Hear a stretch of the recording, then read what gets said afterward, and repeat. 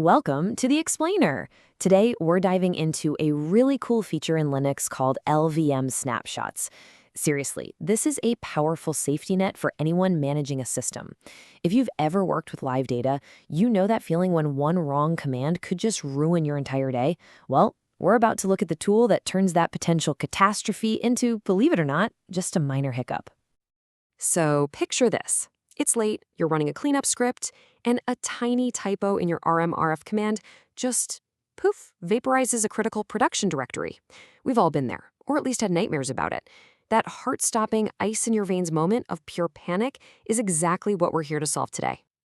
And the solution to that nightmare? It's the LVM snapshot.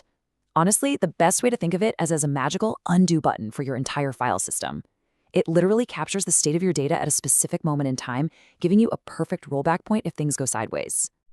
So here's the game plan for today. First, we're going to break down how this undo button actually works. Then we'll roll up our sleeves and build a lab environment from scratch. After that, we'll simulate a total data disaster and bring it back from the brink. We'll even look at another cool way to recover files, and we'll wrap up with the most important rules for using snapshots safely. Okay, let's get into it.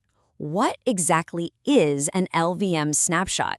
And, how does it pull off this magic trick?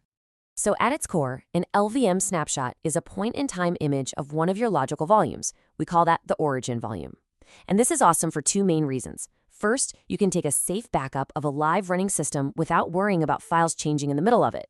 And second, it lets you roll the entire volume back to the exact moment you took that snapshot. The secret sauce behind all of this is a really clever mechanism called copy on write, or COW for short. See, when you create a snapshot, it doesn't immediately copy all your data. That would take forever and use a ton of space. Instead, it only copies a block of the original data right before it's about to be changed or overwritten. It's incredibly efficient. All right, that's enough theory. The best way to really get this is to see it in action.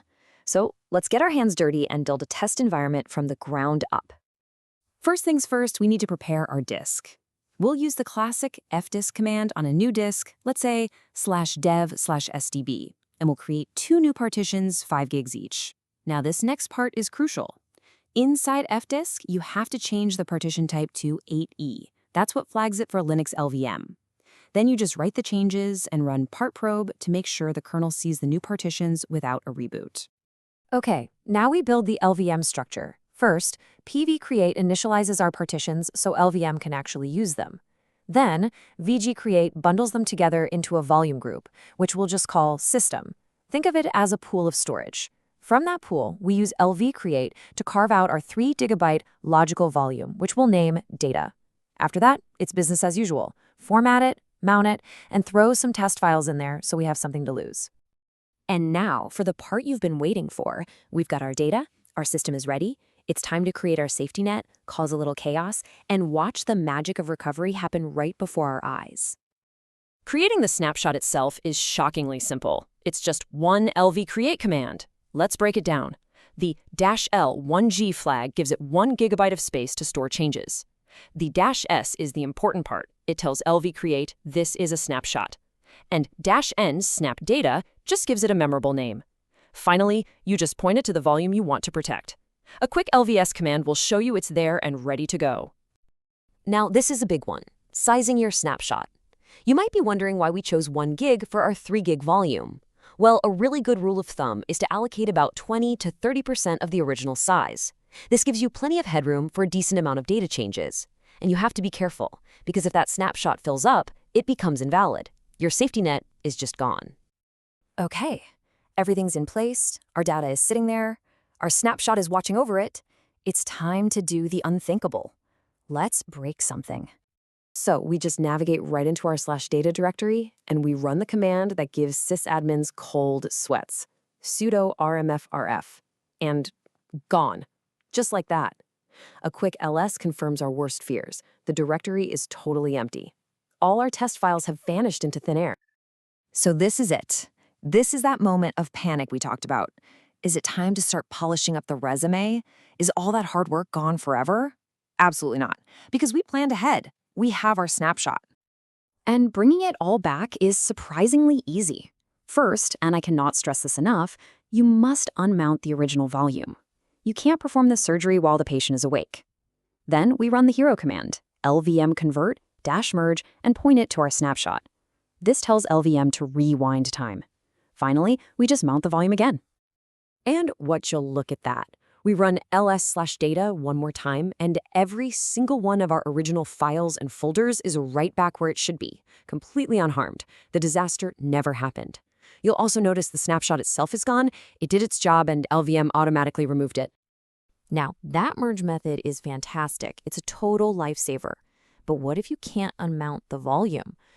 Maybe it's your root file system or a critical database that has to stay online 24/7. Well, don't worry. There's another way. Let's compare these two options. The merge we just did, that's the all-or-nothing approach. It reverts the entire volume, but it requires downtime. The alternative is to mount the snapshot itself in read-only mode. This is more like surgical recovery. It lets you browse the data as it was, and you can just copy back the specific files or folders you need, all while the main volume stays online. And the process for this is just as simple. First, you make a new directory to act as a temporary mount point, something like /snap backup. Next, you mount your snapshot there, but you use the read-only flag. Now you can just cd into /snap backup, look around, and copy whatever you need right back over to the live/data directory. It's incredibly flexible.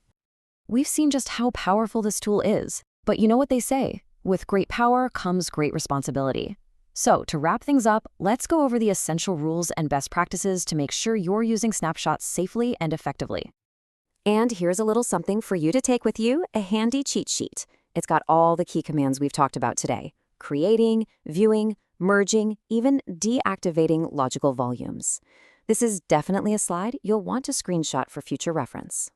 Okay, if you only remember one single thing from our time together today, please let it be this, the golden rule. LVM snapshots are not backups. I'm going to say that again. They are not backups. They're amazing for fixing user errors, but they live on the exact same physical disk as your original data. If that disk dies, your data and your snapshot die together. So always, always pair them with a proper, separate backup strategy. Thanks for watching. Now go think about where you can use this awesome safety net in your own setup.